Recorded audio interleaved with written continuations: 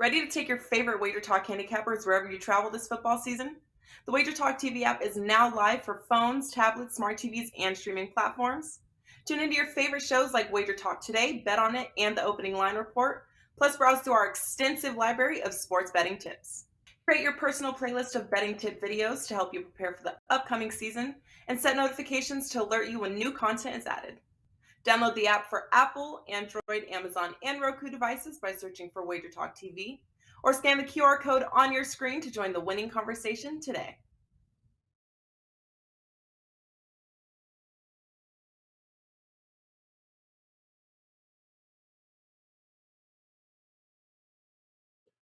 Welcome into the best damn college football show out there. Drew Martin, Ralph Michaels, Rob Veno breaking it down. Championship Saturday. Guys, we are talking the Big 12 championship game, Sun Belt championship game, and the SEC championship game in that order. Best bets at the end. Going around the horn here.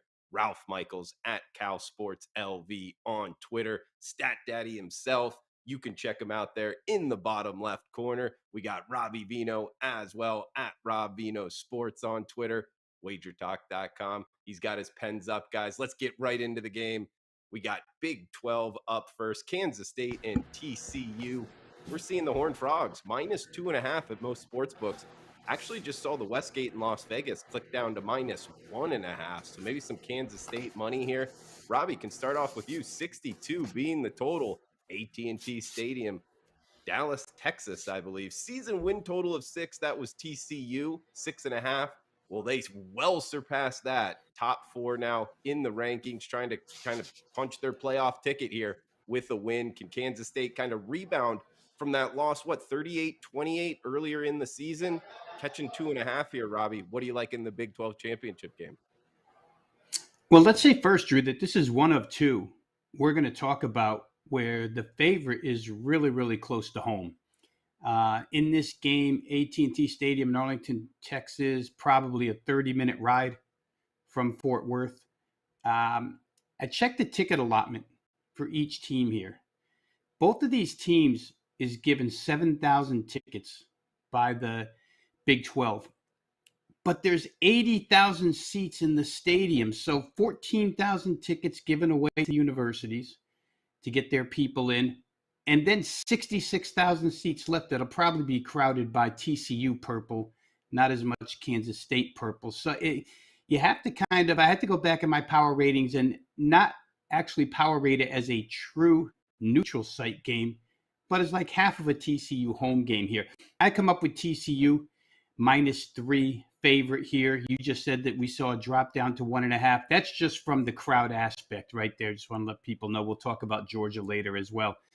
Regular season, Drew, you mentioned it, 38-28. Interesting game because in that particular game, Adrian Martinez had been the starting quarterback for K-State all along. Will Howard had not seen any game action whatsoever yet. In fact, didn't take a practice rep all week long before that game. Martinez goes down. And in the first half, Will Howard leads the team to 4 touchdowns consecutively. In the second half, he gets hurt, misses a couple of series, plays 3 out of 5 series. But TCU kind of figures things out and shuts K-State down scoring-wise. Now, shutting them down might be a little harsh to say because Kansas State did miss 2 crucial field goals in the second half of that game, a 40 and a 44-yarder. So point being here, TCU probably was not ready for Will Howard and what he brought to the table, and they got stung by it. They went into the locker room. DC Joseph Gillespie made a few adjustments. They played a little bit better, and they made the comeback in that game. When you look at this, Drew, since he's been the quarterback, Will Howard, and the difference is significant between, at least statistically, between what he's done and what Adrian Martinez has done. Kansas State, with Will Howard at quarterback, has allowed only 1 sack every 30 pass attempts. In the TCU game, they didn't allow any the first time around. With Adrian Martinez at quarterback, they had allowed 1 sack every 14.3. So, about twice as many sacks with Martinez as with Will Howard. Sees the field better, gets rid of it quicker, just a different style quarterback. With Will Howard, I think the biggest difference of all, 264 passing yards per game. with Adrian Martinez, only 159. Kansas State's a real threat of explosive offense right now, and I kind of feel like they can keep up with TCU. I was with Ralph on another show yesterday, College Football Today show with Dave Koken as well, and we talked a little bit about second time around, can teams make adjustments? I feel like both of these teams can make adjustments in this case. TCU probably now having seen Will Howard, whether or not they can stop it or not, guys, another question, but I'm saying that they can make a few tweaks. They probably did in the second half the first time around. And Kansas State, let me just go through, talking about adjustments. I'm going to read you a couple of quotes here. Now, mind you guys that what I'm going to read to you here real quickly comes on the heels in the same article, which leads off by saying Kansas State will not provide any, or is trying their best to not provide any bulletin board material for TCU. But then they gave the mic to defensive back Drake Cheatham, who said this: they've got a lot of talented players and they're very explosive, but we gave them some freebies. We know we're going to fix those this week before we go down there and play them again. A rematch is better for us. We're definitely not going to do the same thing as we did last time. I'm not sure if they want to see us again. That sounds like pretty good bulletin board material to me. It also sounds like K-State's got some adjustments in hand here for Max Duggan and company. I think bottom line here, guys, Kansas State and TCU, to me, look like equal teams. They really do. They show much of the same explosiveness. They show much of the same balance. They show much of the same defensive weakness. I'd probably lean toward the Kansas State side if it wasn't in Fort Worth. It was in Amon Carter the first time. I get it. It was a true home game for TCU, and Kansas State played really, really well. We'll see if they can do it again in a bigger stadium. Price just isn't enough for me to get involved. The total, interestingly, in this game, first time it was only 54.5. Now it's 62. They scored 66 the first time. Can they get over here? Maybe. We'll see. But I think for the sake of the show, I would lean K-State plus the 1.5 or 2 points, whatever it is right now. Good stuff, Robbie, to start it off here. Ralph, coming to you next. Rob brought up a lot of great points there. I was looking at this like the market is kind of telling us it should be Kansas State. Just this number, I feel, with TCU being the number 3 team in the country. But if you've been going against TCU, man, just like, oh, this is the time they're going to drop it, multiple games this season, you've lost a lot of money. I mean, this team's 12-0 straight up, 10-2 against the spread, one of the most profitable teams in the country. I know 5 of their 11 wins have just come by 1 possession, but still, it's almost like one of those things in betting, Ralph, you learn it. Just don't step in front of these money makers. You know what I mean? I don't know. What are you thinking here? Big 12 championship game, Ralph? Guys, looks like we got Ralph with a little fire alarm. I have the alarm people in my apartment complex, so I apologize. I'll get it in real quick because the alarm went off. I'm going to say this. Rob talked about how they're a more passing team.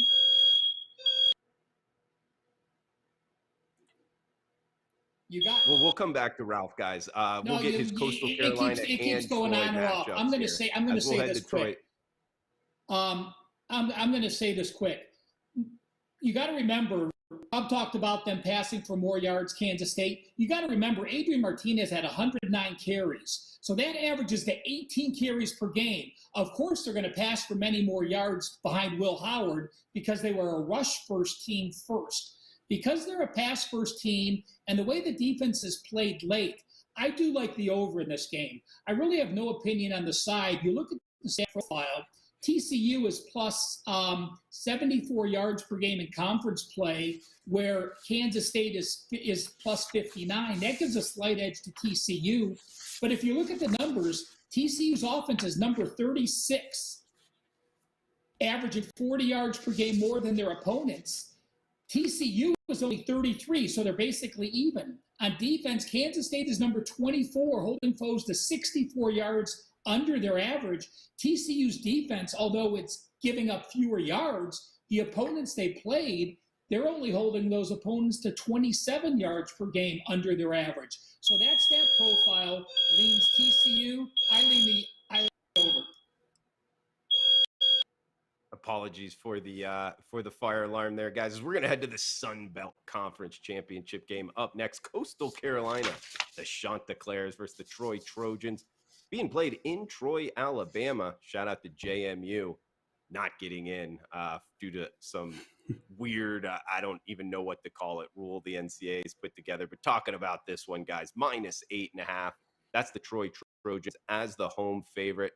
48 being the total. Rob, coming to you first. 20-4 the last 2 seasons. That's the Chanticleers. Jamie Chadwell, 10-1 against the spread as a dog of less than 2 touchdowns. That's some impressive stats here pointing towards Coastal Carolina. However, Grayson McCall banged up at the quarterback position. He's a big loss. What are we thinking here? Coastal Carolina and Troy, Robbie.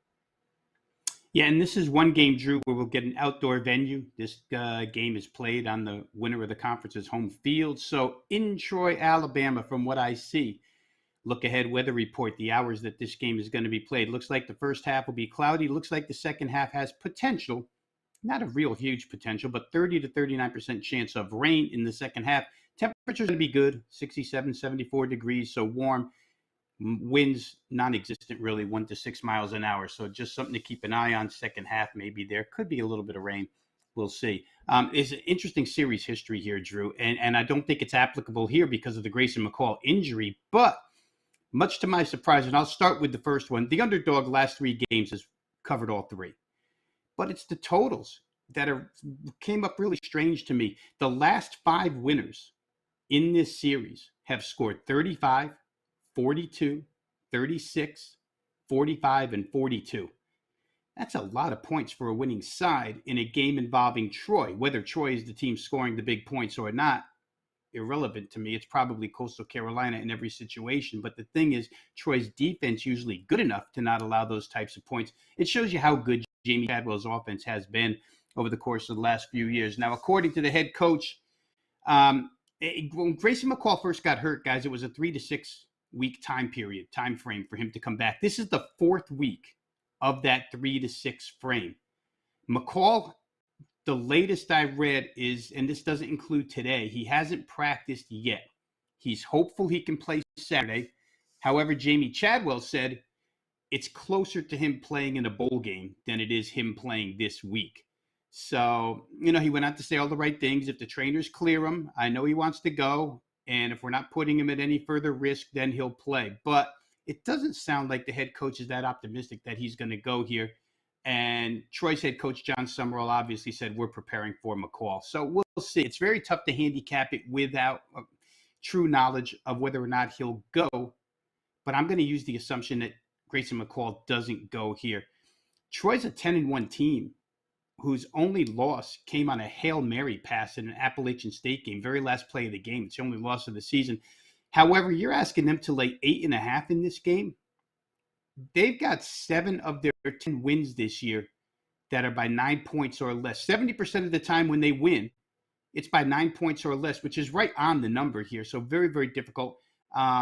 6 of those are actually by 7 or less, which would have the underdog covering here in this price range. They're only 3-3 against the spread in this particular price range. So it's hard to lay anything with Troy State of this price tag. I think, I watched Coastal Carolina last week. It was an embarrassment, an absolute embarrassment against JMU. However, you have to preface that by saying a little bit that Coastal pretty much knew they were in this title game anyway. So maybe they didn't have the same, effort that they should have against JMU, but they were destroyed at the line of scrimmage, guys. Their defense was run through, and their quarterback, Jared Guest, has looked horrible in the 2 starts that he's had. Bryce Carpenter is a more veteran quarterback who's seen a little bit of playing time in both games. Maybe we'll see him here. If I had the guts to just say I'm going to bet Jamie Chadwell's scheme, and he'll schematically, even with a backup quarterback, be able to get past Troy's really, really good defense, 8.5 seems like a really good take. But I just don't have a lot of faith in the quarterbacking for Coastal Carolina. Couple of games that they've played against really physical teams in the last 5 weeks, Marshall outgained them 407 to 271. And then JMU last week, 502 to 183. Troy is a physical team too, but I'm going to end it with this number, guys. If you just look at Troy's overall statistics for the season, you're going to find that at the line of scrimmage, they're plus yards per carry allowed. They're a plus. If you erase the last 2 games that they played against defensive weaklings, Arkansas State and ULM, the other 10 games, Troy was outrushed by their opponent. They lost the line of scrimmage. 3.0 per carry is all they get, and they allowed 3.5. So as good as their defense is, they're not really that great up front. I think if I had to, Drew, I would probably trust Jamie Chadwell in this game against the first-year head coach. He's been here before. Even if he has a backup quarterback, I think I would take 8.5. Ralph, what are you thinking? Chanticleers and Trojans. Well, Rob misspoke one. They lost to Old Miss in the opener as well, so they're a 10-2 team. Right, Troy right. is. He said 11-1, but they had covered that game, and they only got a game by 87 yards at Old Miss, so that was a nice performance. Because of the injury, a lot of times people think, well, if a high candidate, for Oklahoma or Ohio State gets hurt, that it's the biggest loss. When you have a team like Grayson McCall, the drop-off to number 2 is probably as big as there is in the NCAA. I read the same Myrtle Beach Online article, and he said he couldn't have played last Saturday. He's likely ready okay to play for the bowl if he's going to play in the bowl, because he has NFL caliber. But I'm going to consider him out for this. Rob made a great point. I can't trust Troy as a favorite. I want no part of the Chanticleers offense that gained 183 yards and against Southern Miss at home gained 361 and they got outgained. I'm going to look at this. If McCall doesn't play, the team totals aren't out yet. But with a line of 8.5 and a total of 48.5, you're likely to see a 28.5 team total on Troy and a 20-point team total on Coastal Carolina. Troy is number 10 this year in defense in the country, holding teams to 85 yards per game under their average. I'm going to play the Chanticleers under 20 as the team total in this one if McCall doesn't play. Makes a lot of sense there, Ralph. All right, team total under for the Shants if McCall doesn't play. Like that, Ralph. Ralph Michaels at Cal Sports LV on Twitter. Check him out, wagertalk.com. Stat Daddy himself. We got Robbie Veno as well at Rob Veno Sports, wagertalk.com. Last game here, guys. Best bets as well. LSU and Georgia, SEC championship game. Georgia, the Bulldogs, number 1 team in the country, -17 in the hook in Atlanta. Not in Athens, so it is in Mercedes-Benz Stadium where the Atlanta Falcons play. 51 being the total. Ralph, don't think we got any alarm went off now. Starting off with you, what are you thinking in the ATL for the SEC championship game? Well, I was muted, so we'll see how long it goes. But remember, Georgia played here against Oregon in the opener, so that's a big advantage for them. Having the in-state, like Rob said, that gives them an edge. But I went to the database, guys, and when you look at championship games this week, conference championships only, when you're a favorite of 12 or more, you have only covered 37.8% against the spread, 17 ATS wins, 28 ATS losses. When I broke down the first half and second half scoring, listen to this. The favorite of 12 or more, like Georgia, first half average, 20.2 to 8.9. They're plus 11.3 points per game. Second half scoring, they only score 14.9. They allow 12.8. They're only plus 1.9 points per game. And it makes perfect sense. Listen, if Georgia has a big lead in the second half, they have one goal. Win the game, move on. There are no style points. They win by 1 point. They win by 10 points. They're moving on to the conference championship. If you have a double-digit lead late in the fourth quarter, you're going to bring in reserves, run the ball, be conservative. I think that gives LSU and the dynamic offense with Jalen Daniels, a 15-2 ratio, completing 69%, a great second half. I am not going to get to LSU in a live situation.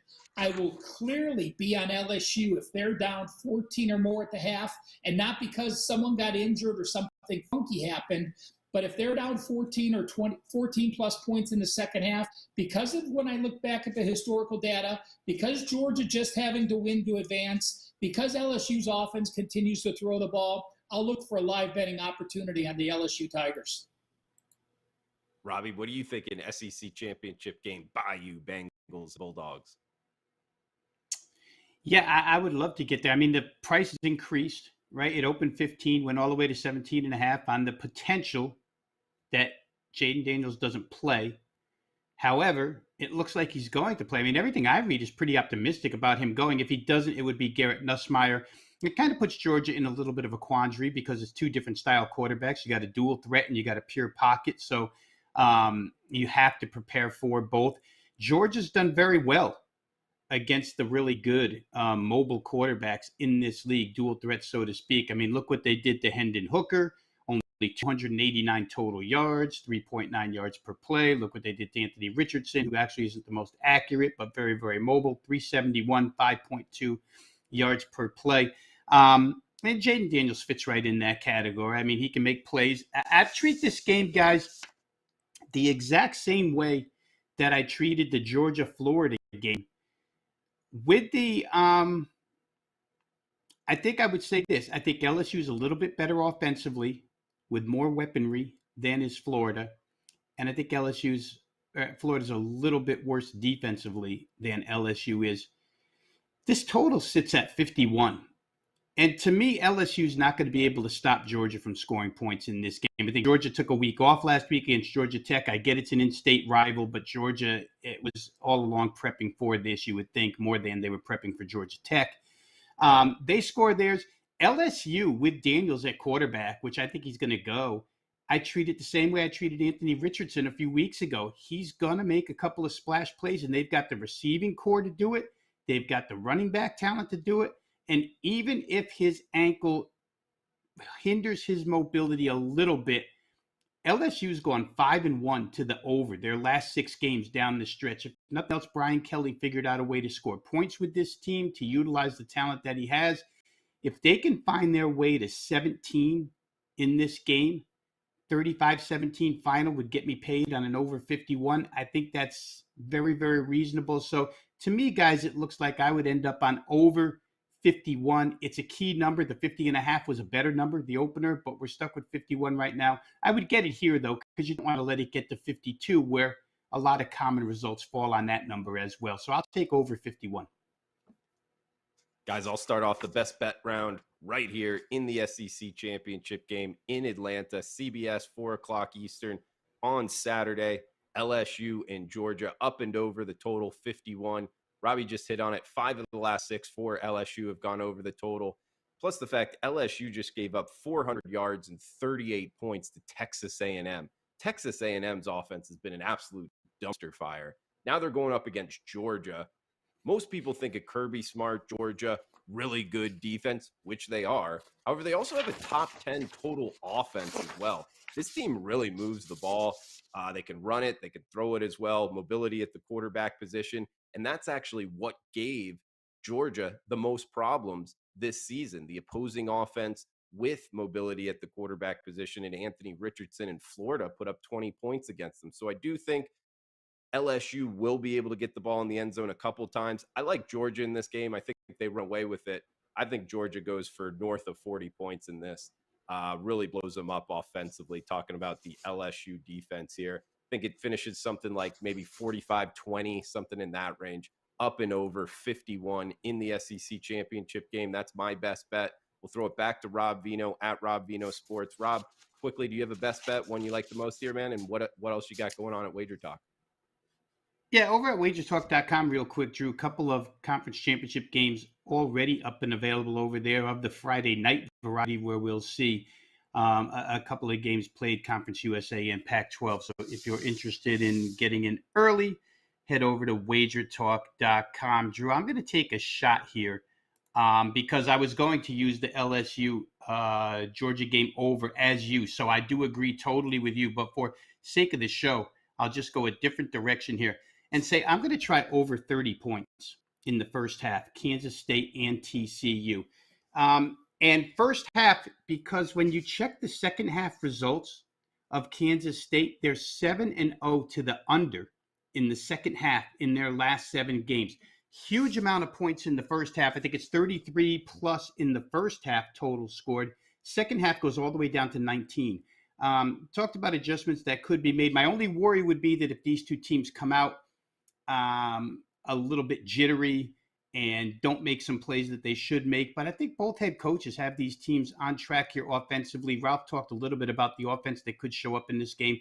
I'm going to try it first half because 30 sits under the key of 31, and they've both been really high-scoring first-half teams as far as combined point total is concerned. So give me over 30 first half K-State TCU. And Ralph Michaels at Cal Sports LV. Guys, Stat Daddy himself sending out all kinds of good information on Twitter. Check out his work, wagertalk.com. Ralph, what you got going on? And did you like one of these games more than the others in terms of best bets? Well, Coastal team total under, but since we're not 100% sure of the situation, I'm going to go off the board. I'm going to go Fresno and Boise under. I went to the database. I bet on it. I broke down some conference championship situations. When teams are playing for the second time in the season, like UTSA, Utah, TCU, UCF, and Boise, the team that won the first wins the second 46% of the time. That has nothing to do with this. I'm just making you aware. But the under is 60.3% in the second. Makes perfect sense. You make those adjustments to the offense. And then I look at Fresno and Boise, and I look at Fresno, and wow, they've scored 41 points per game the last four. 55 against Hawaii, 37 against UNLV, 41 against Nevada, 30 against Wyoming. But let's look at that a little deeper. Those first three defenses were number 82, number 74, number 113. And even Wyoming is number 59, but they only gained 297 yards, a very fluky 30 points. Boise's defense is number 7. Both teams want to run the ball in this conference championship setting. I'm going to go under the total, Fresno State and Boise. Ralph Michaels, Robbie Veno, heard it there, guys. 4 best bets. I am Drew Martin. This is the best damn college football show. Thanks for tuning in. Please smash that like button. Feel free to reply below, guys, where you agree, where you disagree. Any comments, what you're looking to bet, all is welcome. Ralph Michaels, Rob Veno, I'm Drew Martin. Guys, thanks for tuning in. Enjoy Championship Saturday. Pens up. Cash those tickets.